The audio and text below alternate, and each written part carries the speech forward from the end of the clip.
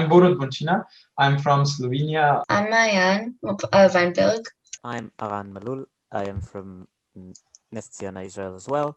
I'm Ana Nushaditela. I'm from Slovenia, from Trbovlje. Okay, and you know me, I'm a researcher at the Hebrew University. And also I have a connection to the Lausanne, to EPFL, École Polytechnique in Lausanne. So I work here most of the time, but also in the summers when there is no Corona, I work also at the EPFL in Lausanne, Switzerland. Now on the Blue Brain project, we may talk about the Blue Brain project later if you want. So, but basically I'm working at the Hebrew University of Jerusalem. We have a big new brain center, big interesting building, and a lot of research in different directions, from cognition, behavior, molecular biology that you mentioned, and also cognition, and also robotics and artificial intelligence. So it's a very broad institute, very large fields of institute, but all connected to the brain, from the genetic molecular level to the behavioral robotic level, let's call it like this. Okay, great. So we just introduced ourselves. And as I said, we were already discussing a quote. It goes like, teenagers are the most misunderstood creatures on earth because they are treated as children, but expected to act as an adults. So I'm really interested, what do you think, Maya, about it? And then we can all share each other's opinion, and also in the end, we'll ask you, Idan. Well, so this is not a question for necessarily a brain researcher, but for any human being. How do you treat teenagers?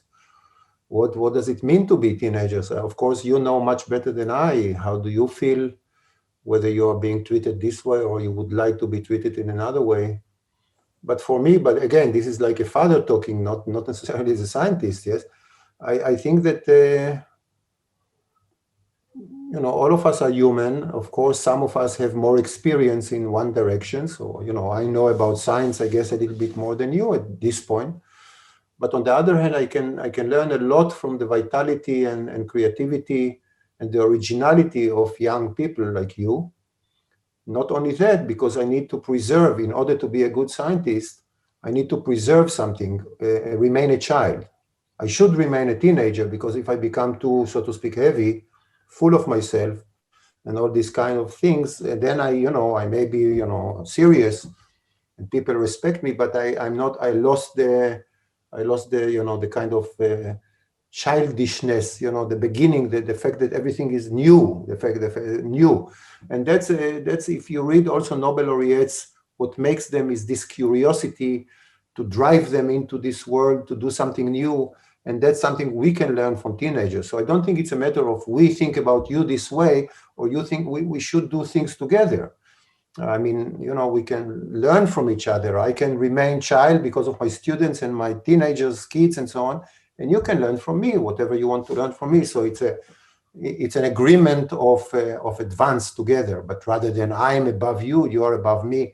We are equal, but you can give different aspects to this interaction, to this life, yes. So I don't see why, but maybe you should tell me, why do you feel, why do you feel that you are being, so to speak, put down in some sense, or that you are not being respected? That's very bad. That's if you feel like this, that's something that should be corrected, because that's not a correct, it's not a correct feeling. It's, I guess people, older people, teachers would like to, I know more than you, and so you are the teenager, I am the teacher.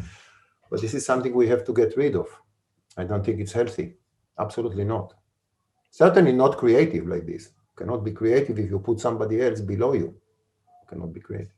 So with my students, I hope that they feel completely comfortable with me to not agree and to express their views.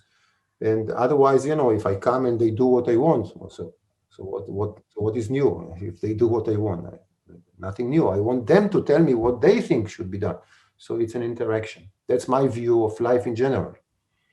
There are no age differences. There are no ages here. It's not a matter of age. It's a matter of people interacting. Yeah, well, it's an interesting view. I would be very happy if all the professors would be as open-minded as you are. But unfortunately, they are not. So we need to understand why. We need to understand why they are not. What are they earning what do they earn by what do they earn? I mean, of course, it gives them control. I think Yeah. I think it's like they don't trust us, maybe. I think they sometimes are acting like they are expecting from us that we'll do the bad thing, we'll do the wrong thing. What can be wrong? What is a wrong thing? What is right? Of course, you know, there are extreme cases, of course, extreme cases, you know, that you want to preserve life of somebody and so on, you know, this is something else. But what is wrong? What exactly is wrong? We don't know what is right. We don't know what is right. We are trying along the way to do what expresses you. So this is the right thing, that you are being expressed. You have your brain, you have your ideas, your ambitions, your feelings, and you want to express them. If you succeed, then you live. That's right. That's right. Of course, there are schools, there are structures. You are not completely free, you know, if you want to live in a society. Otherwise, you can go elsewhere. So there are some rules, but these rules are for all of us. It's not that I dictate the rule to you. I dictate the rule because I'm big. I'm not. I also have to learn what is good for you, and the world is changing. And that's something very important. I think most teachers do not realize that the world is changing so fast, and they are afraid of the change because they are already old-fashioned in some sense. They need to realize that they need to change with the world. They are part of a movement, and you are the movement. You are going to change the world, and we are trying to open the world for this change. So I think that's the correct concept, you know. But I guess if I would sit in a class with 40 children and kids, and they would start to shout here and there, and I need to be the teacher, so I need to do some order, so then I will become a little bit more kind of strict. But the approach should be very kind of democratic, and then, you know, it's a society that we are doing. I mean, also young kids. Of course, you don't want the young kid to put the hand into the electricity. So you have to say, no, no, no, no, no, because this is a matter that he needs to learn. But at some point, I'm and the kid are two people. They were two people. And we are trying to find a way. It's complicated to live together. Parents, children, kids, I don't know, countries, men, women, whatever. It's complicated, the interaction, but we need to do it together. It's not a matter of, I know, I don't know. I have experience, but not that I know. That's my view of life. Yeah, I also think so the adults like kind of talk down to us and treat us like children, because from a long time ago there was already like a pre-existing view that like if you're under a certain age, then you're not like mature enough and you don't know enough to you can't be like expected to make like do good stuff. But you, like you said, the world is changing, and now like teenagers they're like kind of getting to do better stuff, and they're kind of rising to like a higher level. So adults also expect that of us. So it's kind of like contradictory. I agree with you. Yeah. I agree with you. But this has to be slowly changed to a constructive interactions rather than, you know, putting you down, putting me down, and all this kind of between people. The ego. When the ego comes first, you know, instead of this kind of warmth, interactions, feelings, interest. This is what should drive the world. So the old-fashioned style that, you know, I'm above you because I'm your parent, I'm your teacher, it's not relevant. It's really not relevant anymore to this dynamic world. Especially with this world, you know, young people are doing amazing things. They are changing the world. You change the world. You will be the leaders within 10, 20 years. So we have to prepare ourselves for this transition. It's a transition. We are in a very special times of transition because of this AI and robotics and all the kind of things that we can talk about. And you should be prepared. And it's my duty to prepare you because I know something more than you about what's happening. So I should open it. I should tell you that's what I think is happening, as much as I can say. I cannot say I'm not a prophet, but I have some information that I should give you. And then you can use it the way you feel best. Yeah, well, I think this was a really great start of the conversation. I shall address that I'm a little bit anxious because this is my first debate in English language. But at this point, I would like to ask you, what is actually going on in our brain when we are nervous? That's a that's a difficult question. You know, you can ask me simpler question. What happens in your brain when you look at me? Okay, that's more easy question because it relates to, you know, to, let's say, visual system. The input is clear, okay, my face, and the output is clear. You say, okay, this is Idan Segev because I saw him in the internet and I know that this is, so this input output, sensory input output, visual input, we understand better. We don't understand fully how the brain processes visual input, sensory input. We certainly don't understand how the brain processes emotional. Like you say, you're nervous, you know, you're afraid, you're nervous, you're, I don't know, excited. All these words express something, of course, in our brain. But you know, the whole study of emotions, brain and emotions, is something very difficult to even define how to study. So, for example, you can study it in animal models. Let's say fear. Fear is common to all animals. So, you know, rats are afraid and dog and cats, you can make like this and they are running. So fear is very basic emotion, if you want to call it like this. And this you can more easily study because you can put, you know, your electrodes in the brain of a rat or a mouse and you make this, you know, afraid and you look at this activity and this activity is correlated with fear and so on. But when you go to, let's say, excitement or love, you know, this kind of emotions, we have a range of emotion. We really don't understand the mechanism. We know where in the brain there are regions that are active when you feel something, but the mechanism exactly of who is active and why am I afraid now and I'm excited now and this kind of thing, brain research has very little to say about the mechanism of emotion, the mechanistic, the physics. You are interested in physics, the physics of emotion. How do nerve cells and connection between nerve cells, synapses and networks generate emotion? It's a very, very difficult question because we cannot define the input exactly. You know, for the visual input, you said the input is my face, the input is my hand. There is an input.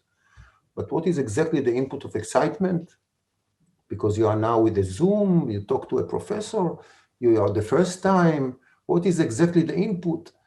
And what exactly the output when you're excited? You have, you know, your hands are trembling or your heartbeat is faster. You know, it's very hard to the input output is very difficult. So brain research has difficulties with emotions, although we know that this is one of the most fundamental thing about living are these emotions. But it's only the beginning now that brain research are dealing with emotion, the emotional brain. There are books that call the emotional brain, where they try to look, you know, amygdala, this particular region is active, and if it doesn't function well, you cannot express empathy, like in autistic kids. They don't have complete emotional spectrum and so on, but really this is difficult. So I cannot tell you what happens in the brain of Burot when you are now excited. I can measure the activity. I can put you in a magnet and I can tell, you are now, there is activity in the amygdala, which is a deep brain region. It must be, you probably feel something. Do you feel love? Do you feel anxiety? Do you feel fear? Do you feel what? I cannot tell you at that point, but we will come to it. You know, we will come at some point, but it's really not where the brain research is. The focus of brain research is more sensory, you know, auditory. You get some, you know, music and there is this activity, but I know what is the input. The input is this music, you know, Bach, Beethoven, whatever you want, some singer. So I cannot answer this question in a simple way. Sorry to say. No, but I'm very satisfied. Many of your questions I will not be able to answer, you know, because I don't know anything. I'm just trying to understand something. Okay, so brains are very important, clearly, and I was wondering, how do we make sure that they stay healthy? That's a very, of course, difficult question, and of course, the notion of healthy is also a matter of definition. You know, it's a matter of culture. Some culture will say this is not a healthy brain, and this is a healthy brain. But if we talk about healthy in terms of, you know, because you know, maybe I should tell you something. Maybe you didn't think about it. The brain is the only organ in the world that has two departments in the hospital. There is the neurological department. So if you have Parkinson, or if you have I don't know, stroke, or if you have cancer in your brain, then you go to neurology. But if you have what we call psychological problem, let's say stress disorders, I don't know, depression, then you go to the psychiatry department, as if it's not the same organ, but it is the same organ, yes? It's still in the brain. But apparently, you don't go for the liver or for the heart, you don't go to two departments, yes? But for the brain, you go to the two departments, which is very interesting. Why? Why there is no one department that deals with all the aspects of the brain?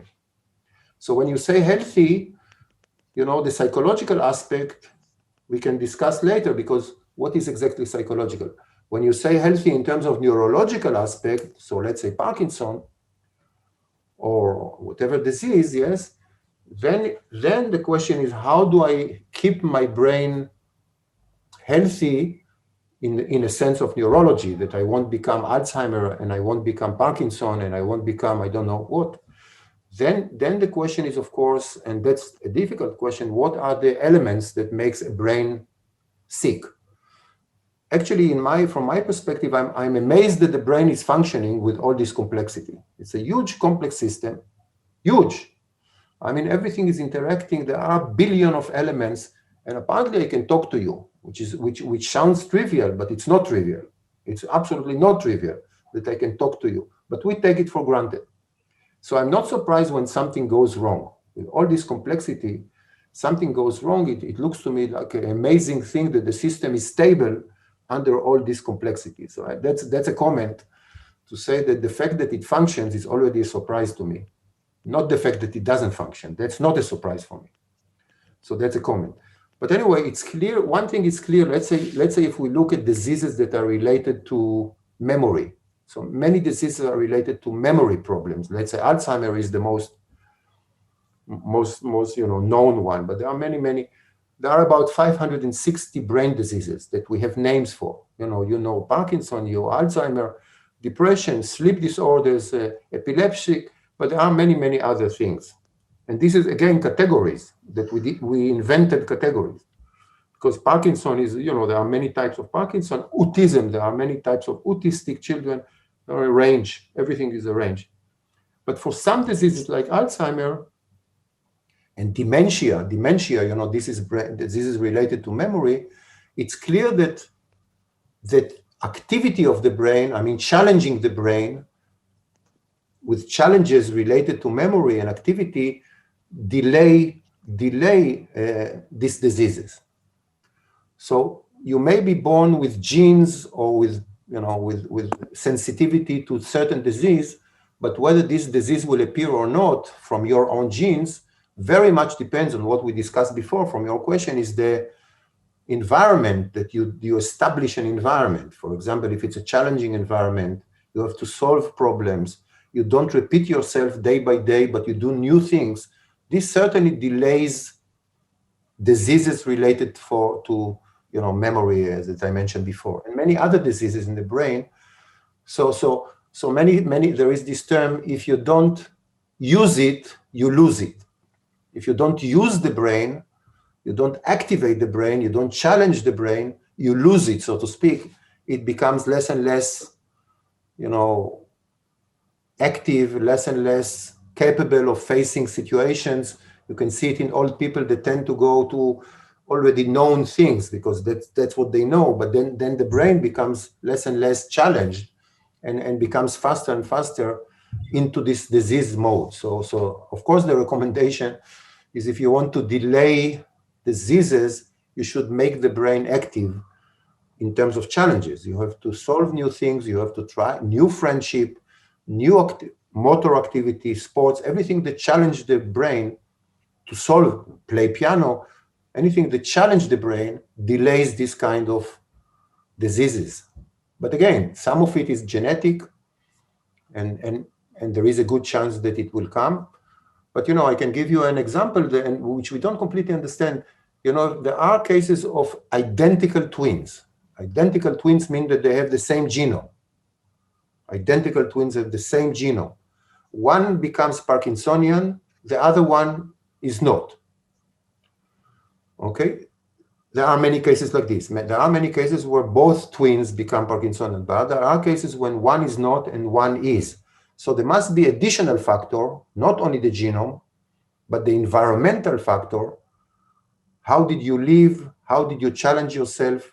What was the environment that you were living in? Is it chemically difficult environment? You know that, let's say you work in a factory with a lot of the, dangerous stuff. And so there are many aspects that make the difference between whether you will become Parkinsonian or not, although you have the gene for Parkinson because your twin brother is Parkinsonian. So that tells you that there are many other factors, and some of them are behavioral factors that I mentioned. Challenging the brain is certainly a very good way to avoid certain diseases. But there are other things, for example, stroke. Suddenly somebody gets, stroke, there is a blood rupture of a vessel.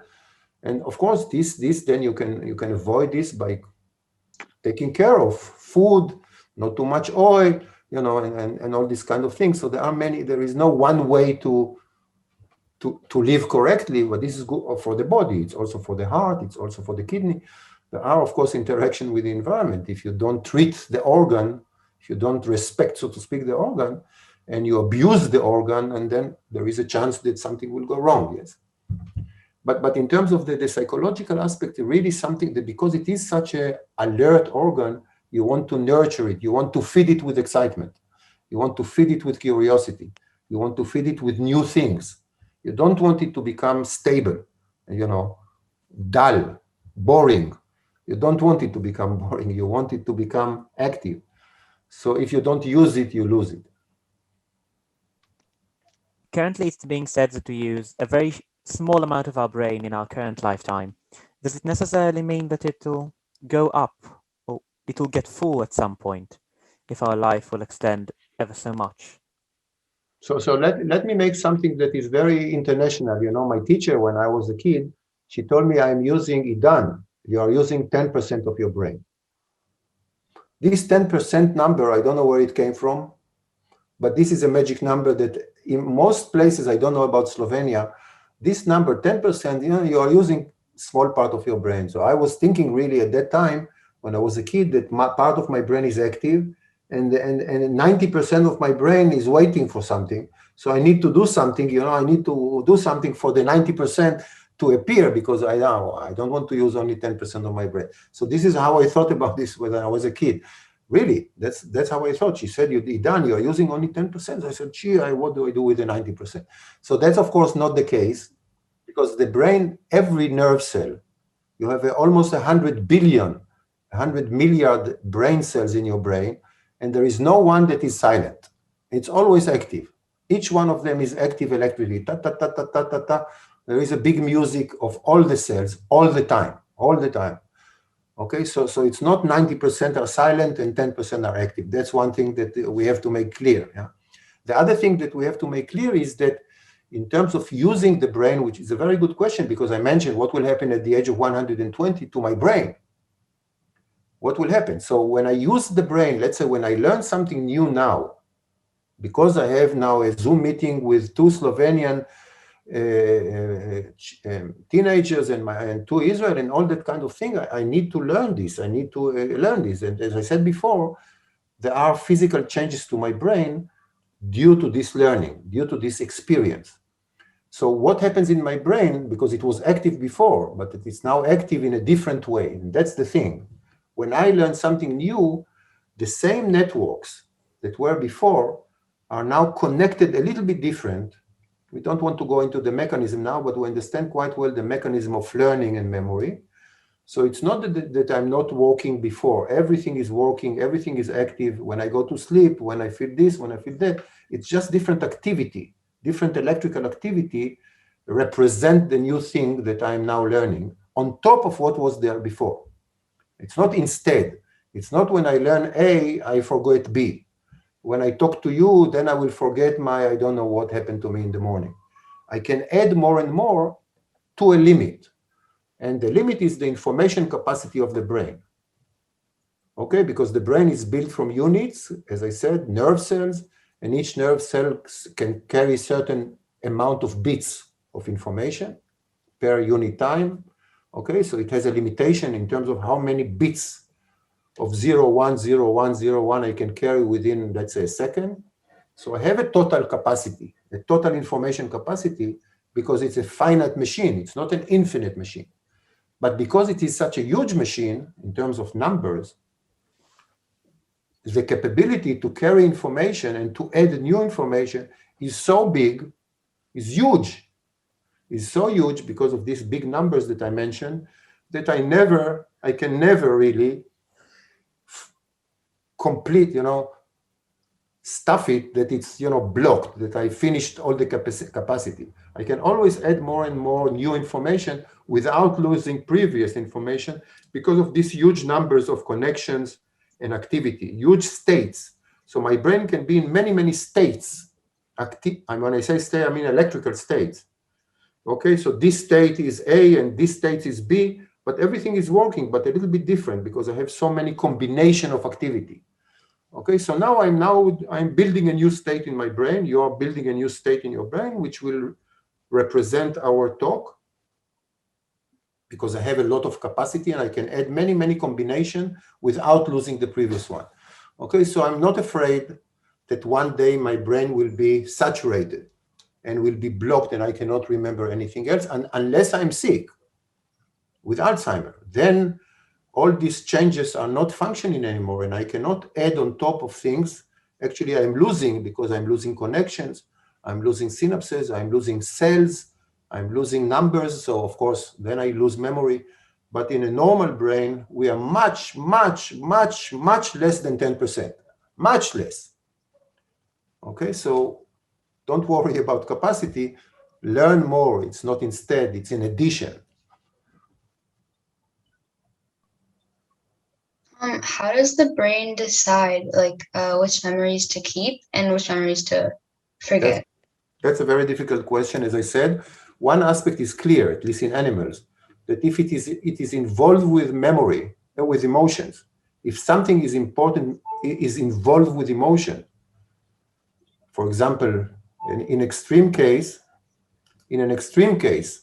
when you have a car accident, you don't need many repetition. One time, one frightening time, you don't need many repetition, you remember.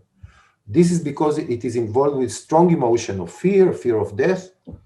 And we know that in the brain, there are this emotional system that we spoke before is interacting with other systems, for example, visual systems. So I can remember a face or remember a car that is very emotional for me. So emotions are very important for deciding, so to speak, if you remember that or not. The emotional aspect are very important. That's one thing. The other thing is, of course, repetition. So the teacher said, this is A, look at this A, I draw you A, you repeat. After many repetitions, the brain, so to speak, understands that it's important because it comes again and again and again. It must be important. So that's another way to remember something, yes? And then the brain, of course, remembers because it has association with something else. So let's say you see some, woman in red, and red is important for you because it is connected to something in your childhood, red, I don't know what, then this connection will enable you to remember this particular woman with red and not the woman with blue, let's say, because it is connected again to something meaningful, not directly.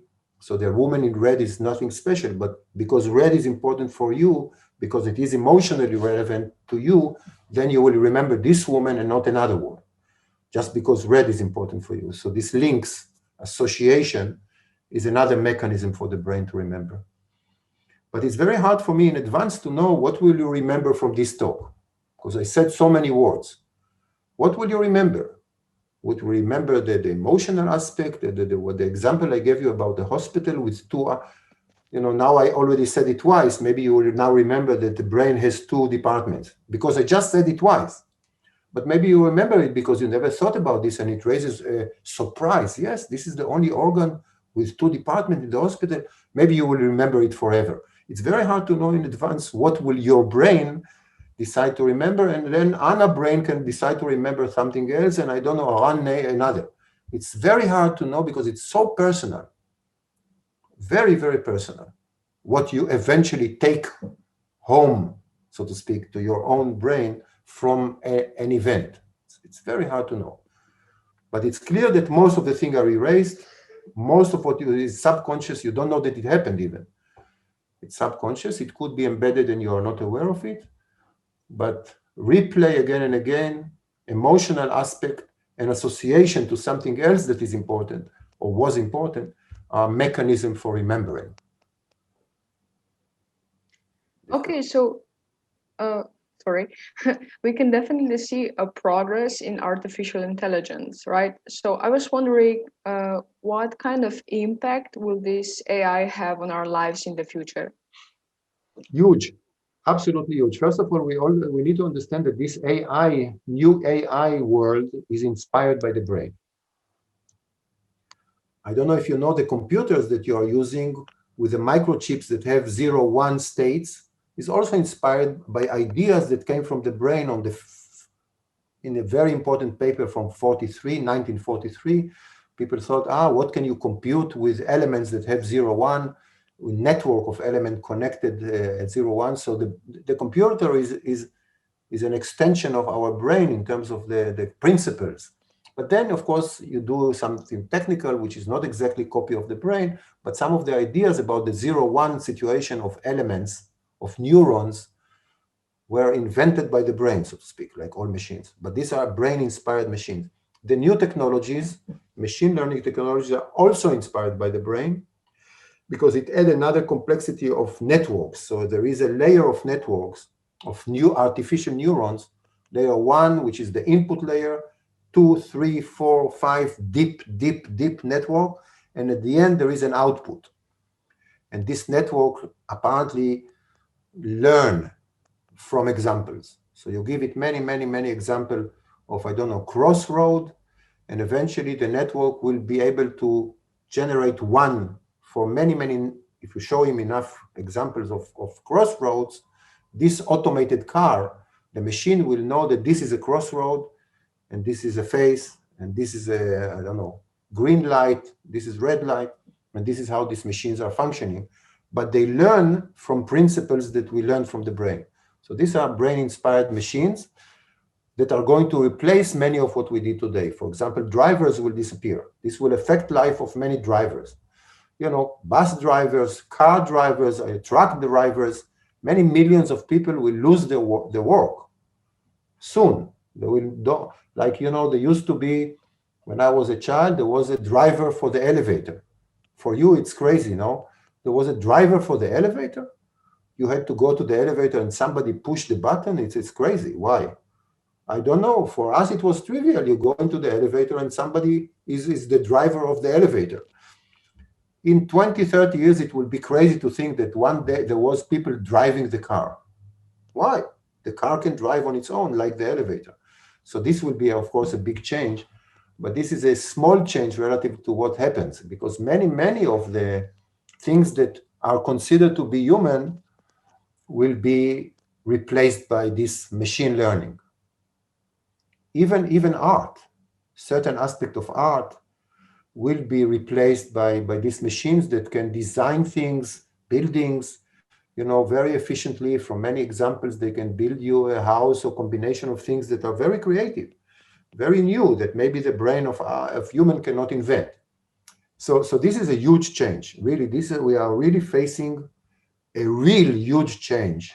I mean, a revolution to the level, I think, even bigger than the Industrial Revolution. It's a huge revolution that the machines will learn from experience, and they will learn from experience, and they can do things that one, I thought it's only me, I'm human, it's only me. No, this machine will do many of what we think is only us. So that's a change. We have to be prepared.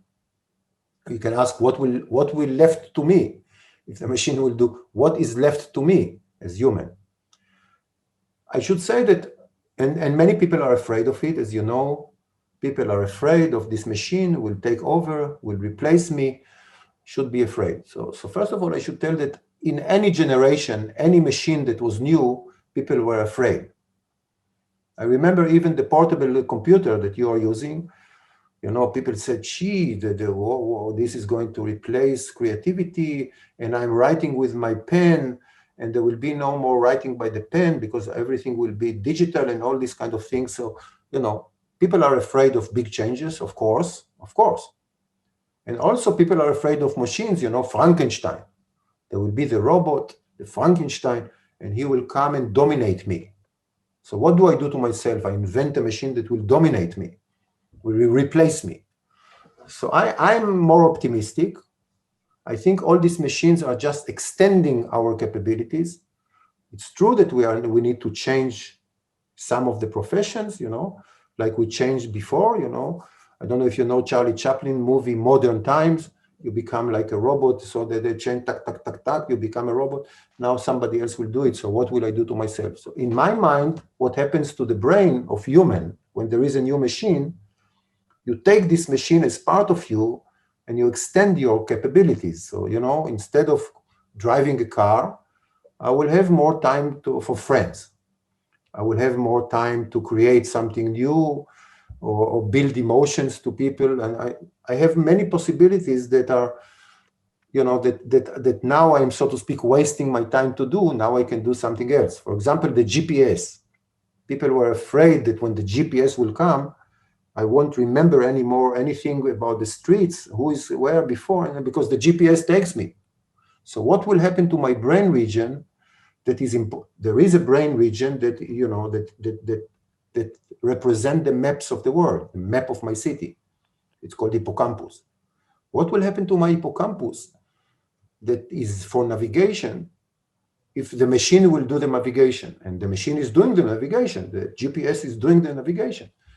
So then this piece of brain will do something new. It's not going to die. It's going to be connected to something else. What is this something else? This depends on you. That's exactly what depends on you. The world is changing, and then what do you do with your unique capabilities that you don't express now, but you will express when this is already taken care of, let's say driving? What will happen to the physicians if the machine will look at you and will know that you are sick with this and you have to take this and this and this medication? So what will do the physicians? Why do we need a physician? Just to look at you and say, you have this, you have that. We don't need a physician for that, but we do need a physician for the emotional aspect, because, you know, he's human. He saw many diseases. He knows what will happen to you. He needs to talk to you maybe, and, you know, to say, okay, come to me. So this is the emotional aspect. So these physicians, in terms of information, the machine will know much more than any physician. There is no way. But the machine for now cannot replace empathy. It cannot replace interaction between humans. So there will be a new physician who will give you some emotional part that he doesn't do today, or she doesn't do today maybe. But the machine will do the diagnostics. The machine will do the diagnostics. So this is a big change in the world. We really have to be prepared for this change. So we have to prepare, not to be afraid, to know. And that's the role of this journal and meeting with you. You know, you have to really be prepared. What does it mean?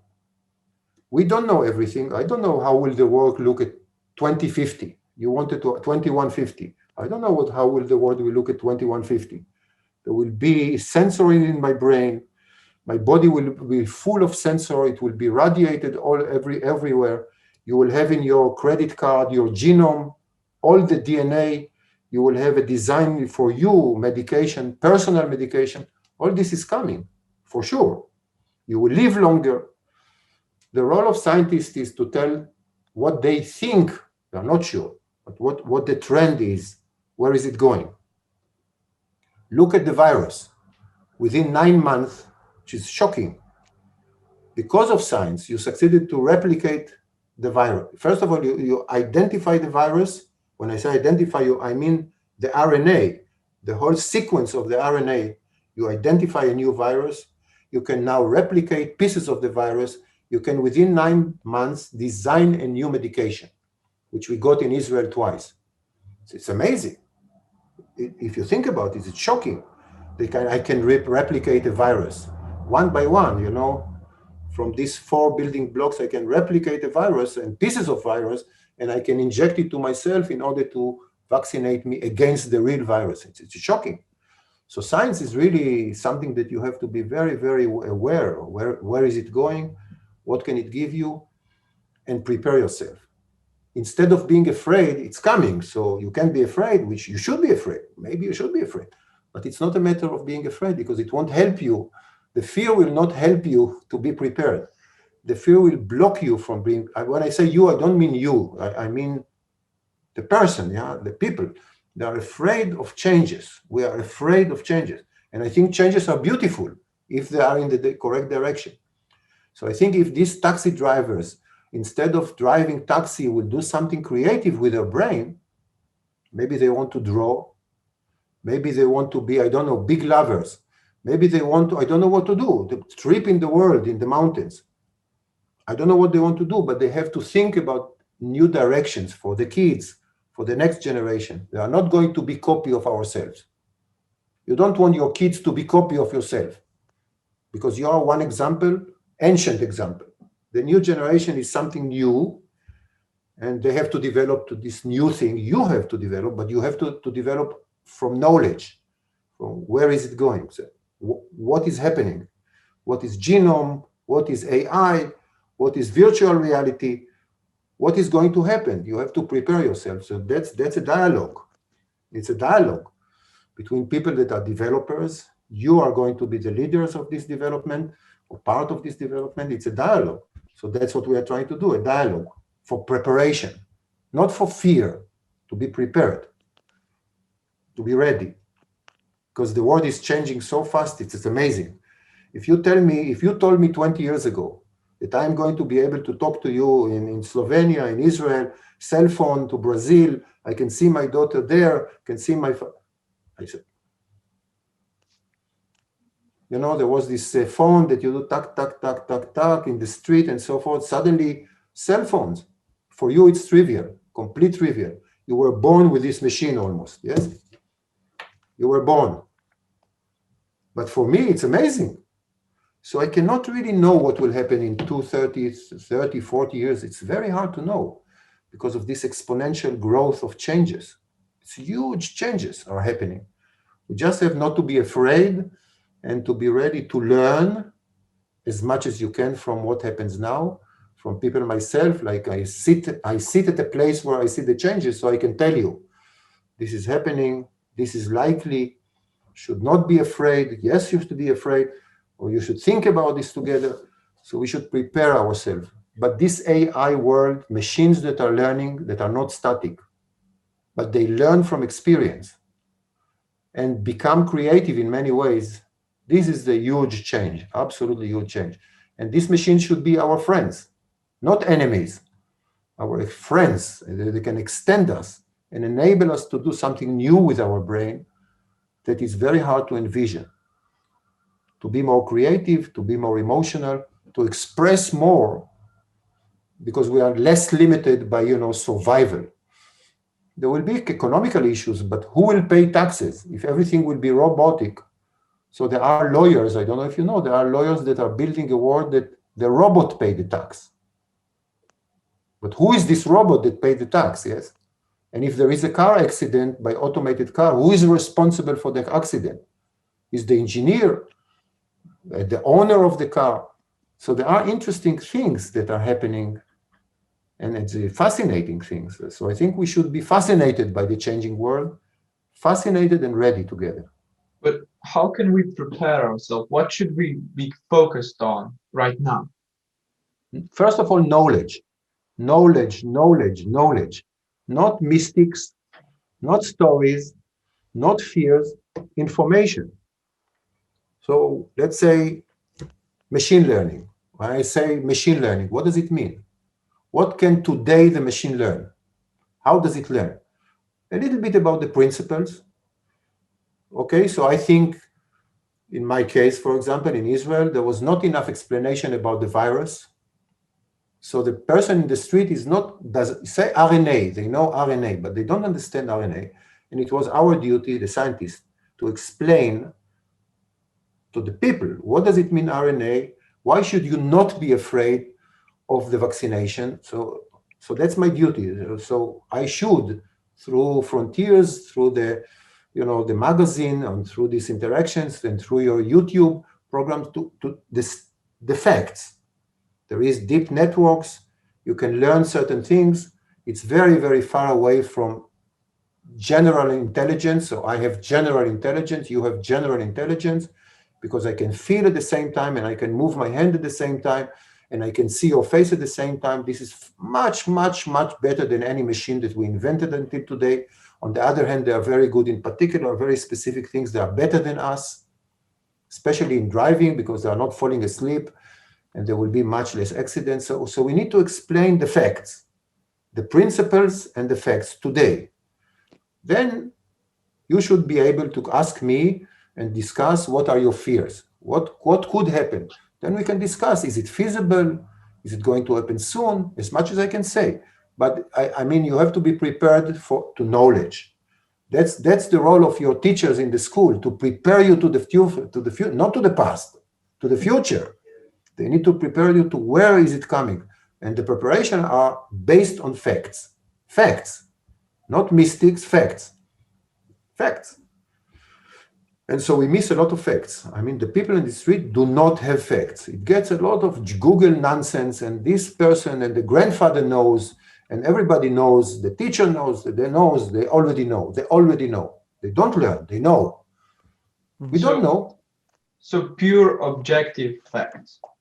Objective facts, objective facts. Machine learning is a technology. We know, we understand it. We develop the technology. I mean, we, the scientists, develop technology. We have to explain you the principle of this technology and what it can be done today. I can explain it. And then we can say what can happen in the future. This is a matter of discussion. Some scientists think this way, sometimes this way. We have to open discussing, and eventually things will develop because we are developing them. It's not something we are developing them. We have to be, so that's what I said in the beginning. We have to discuss. It's not a matter that I'm saying this is what's happening. We discuss it. But first we need the facts, what we know today. What we know today is that you should not be afraid of these machines in a sense that they will replace all of us. They will replace some professions, like drivers, like physicians, in some diagnostic sense. But they will do huge miracles. There will be much less car accidents, better diagnostics, so you will get much more personal medication for you and for her and for me. So this is wonderful. But then there will be less jobs in this way, so you have to prepare yourself to take jobs or to prepare the jobs that are relevant to the future. Machine learning jobs, artistic jobs, emotional jobs, psychological jobs, whatever you want, but you have to be prepared. So yes, based on facts. What is RNA? It's a fact. How do you design a vaccine? It's a fact. So everybody should understand, how do I design a vaccine? RNA-based vaccine. It's a fact. You need to learn. And then you can decide you want to take it, you don't want to take it, but at least you know the facts. So there are AI, I can tell you the facts. I mean scientists, and we can discuss. We can discuss it. It's a matter of ethical decisions. Where do you want the world to go? You want to stop it, you don't want to stop it, you are afraid. But without facts, you fight something that is not real. So that's my role, to tell you the facts. I wanted to ask you, so this website from Frontiers for Young Minds. So how do you approach? What is your approach on this website? Okay. To teenagers, to okay. young So let me give you the philosophy here for a second, because it's a very special journal. First of all, it's free. Anybody can read it, open access. It's for the public, for kids. The idea is to make it to focus to attract kids by the age between 10 to maybe 15, 16. But we see that it's families and everybody is interested in these topics. And so it's open for everybody, but we thought it's especially for kids. And the interesting thing here, and that's the uniqueness, is that scientists write the articles, including Nobel laureates, very, very prominent scientists, but kids are the reviewers. And the kids decide whether the article is good enough or not good enough. Myself, I sent an article, maybe we can look at it later, about the Human Brain Project. There is a big European 1 billion euro, 1 milliard euro project. And so I try to explain what is this Human Brain Project in Europe. But the kid, I will talk about how do we find these kids. There is a kid, some kid I'm not supposed to know. I don't have any control on who is the kid, but the journal finds the kid, and the kid that told me she was apparently a girl at the age of 15, and she told me 12. She said, Professor Segev, this is not good enough. Your article is not good enough because I don't understand this and that and this.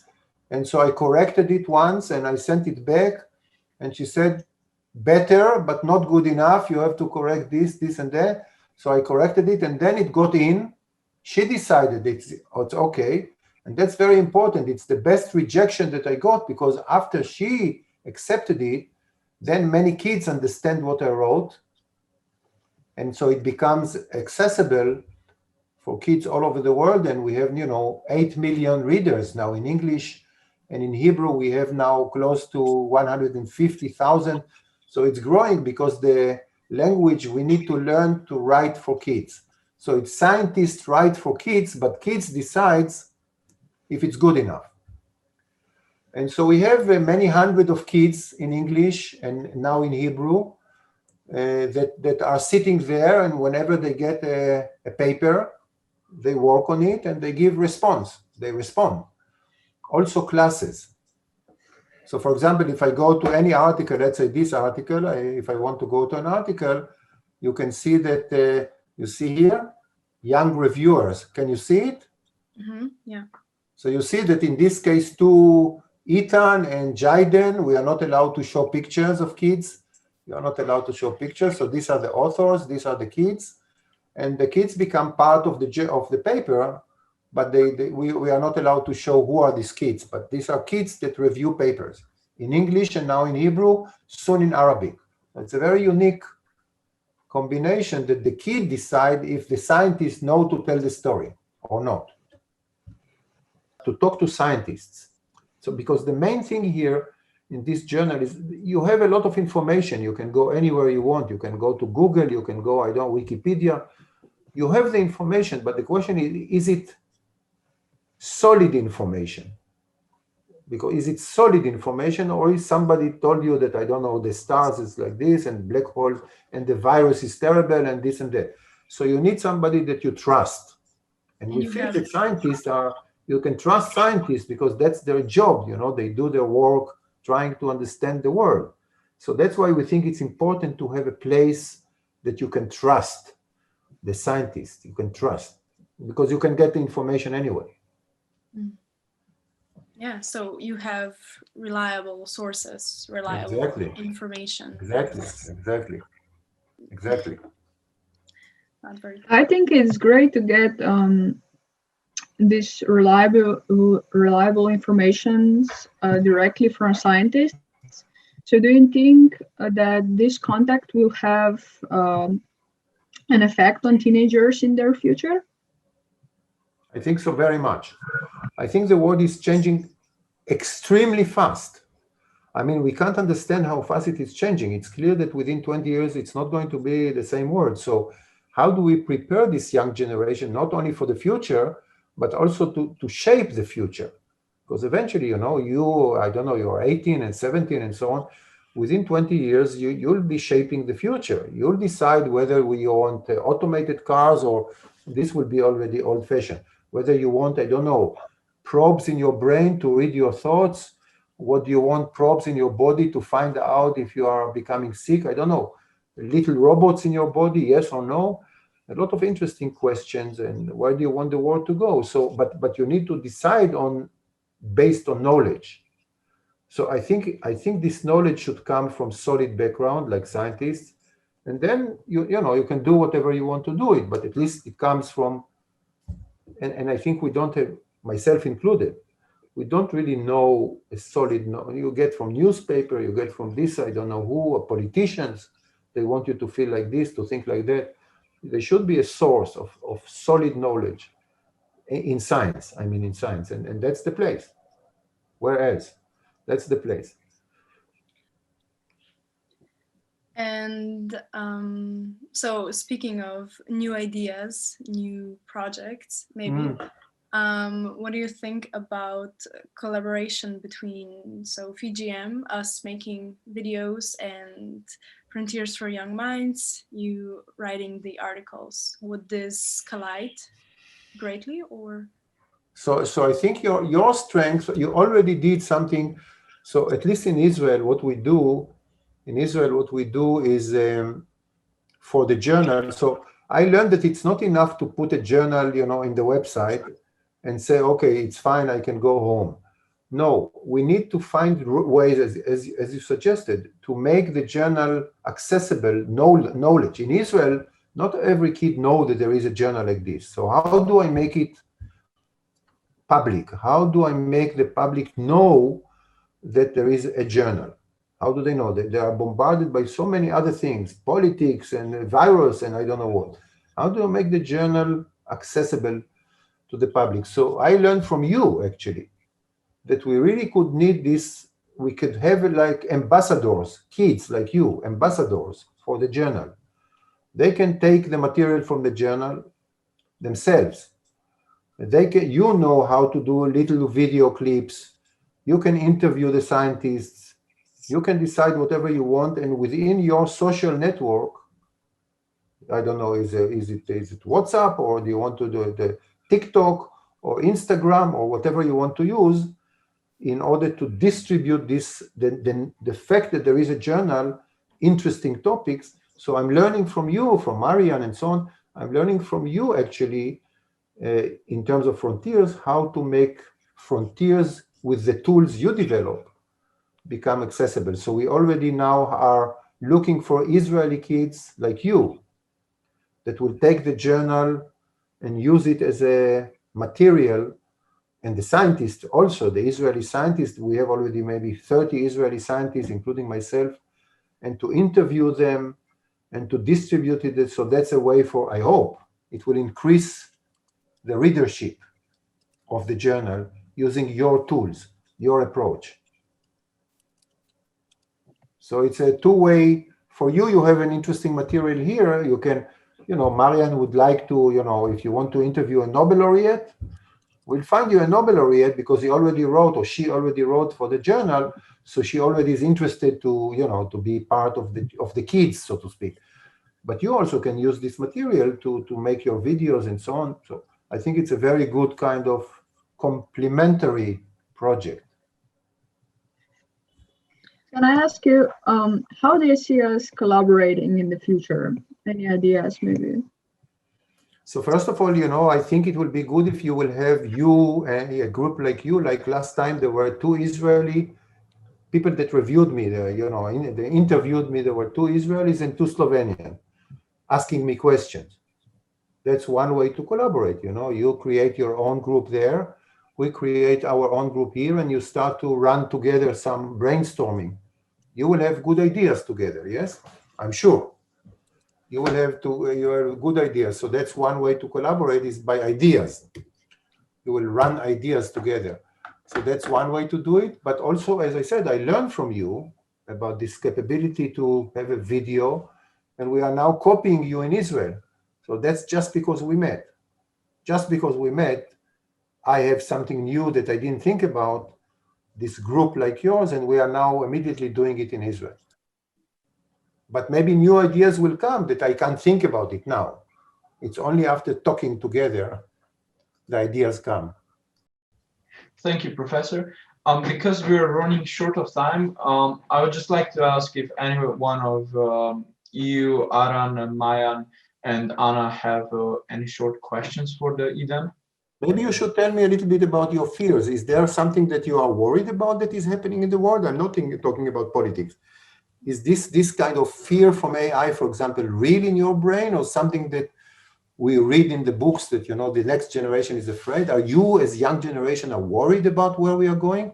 I'm talking about the scientific aspect, not the political and all that. What is your worry?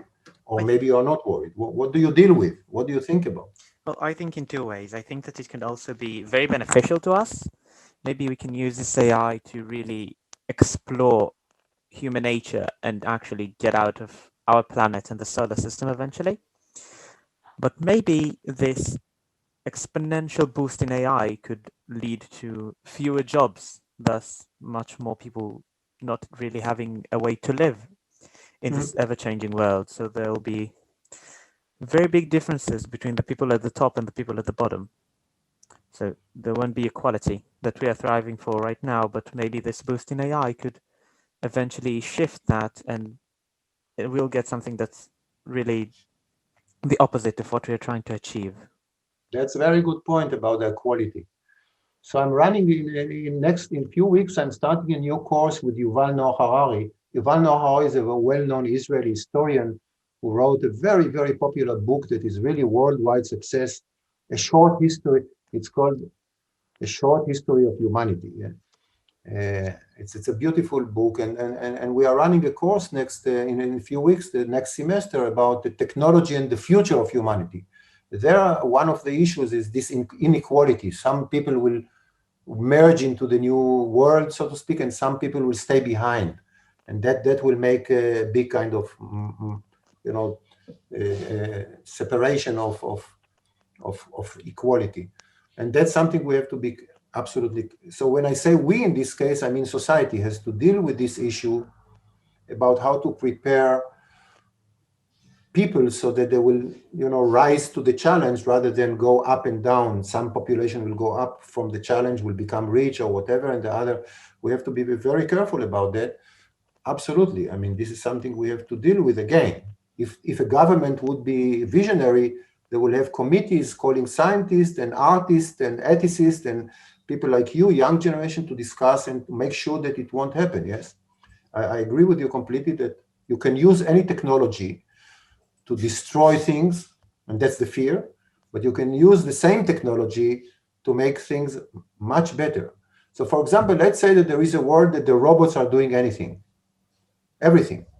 So there should be a new economical structure. So how will you get money yourself to go to buy a cake or bread? Because the robot is going to do the work. So who is going to get the money? Let's say that there is a new economical world that solve this issue, and you will get every month, just like this, social benefits. You will get 10,000, shekels every month. You don't need to work. The robot is doing it for you. You don't need to work. What then? So there is a society that you don't work the regular way you think about work. Somebody else is doing it for you. Let's say I'm going to extreme now. And there is a society that gets the money. You can go, there is a new system, you go to the market, you get the food. What then? What will you do with ourselves? What shall we do with ourselves? We need to build another system, yes, to do with ourselves. Okay. You can invent new work, yes, something that we cannot think about now, something new, completely new. As I said, you can become creative, you can become an artist, you can do new things, emotional, whatever. We need to build a new work for a world that anyway works. All the technical thing, the building of the houses will be done by robots. Yes, physicians will become by robots. So you need to build a whole new system that changes relative to the old system, which is a big challenge. But it's happening. We cannot say, okay, it's a big challenge, but we need to prepare ourselves to this kind of world. And I think that we have so many other capabilities, each one of us, that were never expressed. So I am a scientist, but I could be a musician, I could be a writer, I don't know what I could be. I could be a sportsman, I could do many other things. So if the world would be like this, I can do something absolutely interesting that I cannot even envision. But we should play with these ideas because it's going to change extremely fast. And that's the fear. It's so fast, and we don't do anything. That there are these leaders who play to the fear. They say, no, we want to go back, as I said before, but we cannot go back. We cannot go back anymore. We are already running towards new things. So yes, you're right. It could go to inequality. It could go to depression because people will not have work and so on. But if we prepare ourselves, it could be exciting, very exciting, very dramatic, but a different society, very different.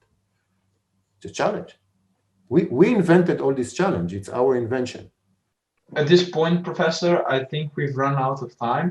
And I would like to thank you for being so generous in sharing your knowledge, experience, and wisdom with us. Our aim is to gather as much as possible evidence on basically how to live a balanced and fulfilled life and how to gather knowledge and skills. And so we can contribute not only to society, but to be also active citizens of the world. And I think that you helped us greatly. So thank you very much for. You're welcome. First of all, thank you for being dedicated to this project. It's beautiful. It's not trivial because you can do many other things at the same time. Meet friends and play football, and you can do both. You can talk to me and also play football. And as I said, the brain can do many things, not only one thing. So thank you very much for taking the care and caring and being interested in that. But also the idea that Israeli teenagers and Slovenian teenagers are starting, so to speak, a movement, because this world is not anymore connected to whether Slovenian or Israeli or this or that. You can build your own environment and do things together, and that's beautiful. Another use of technology is it another use of technology that enables this interaction, which was not obvious. So all of us are saying Zoom, but we didn't say Zoom before. So Zoom is something new. It's a technology. So thank you very much for using this community technology to interact. And I'm always here whenever you need me or discuss with me or have an idea, something wild, something new. It's for us to do, really, together.